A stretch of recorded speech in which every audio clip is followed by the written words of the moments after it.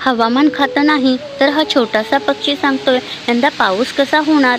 ग्रामीण भागातील पिढ्यानपिढ्यांचा विश्वास.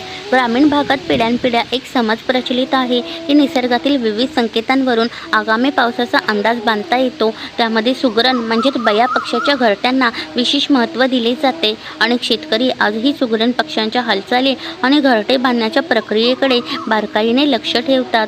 तज्ज्ञांच्या माहितीनुसार सुगरण पक्ष्यांचा मिनीचा अर्थात घरटे बांधण्याचा हंगाम पावसाळ्याच्या प्रारंभासोबत सुरू होतो. भारतातील बहुतांश भागात हा कालावधी मे ते सप्टेंबर दरम्यान असतो.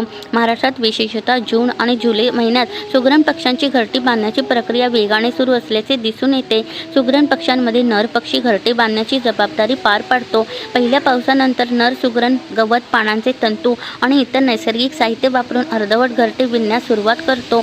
त्यानंतर तो त्या घरट्यावर बसून विशिष्ट आवाज करत मादीला आकर्षित करण्याचा प्रयत्न करतो. मादीला घरट्याची रचना आणि सुरक्षितता पसंत पडल्यास ती त्याचा स्वीकार करते. त्यानंतर घरट्याचे उर्वरित बांधकाम पूर्ण केले जाते.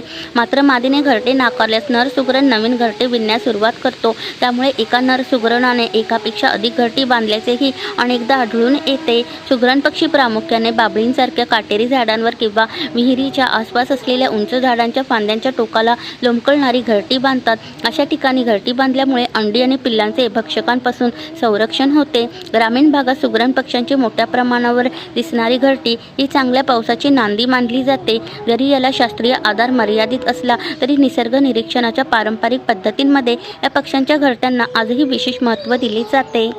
धन्यवाद.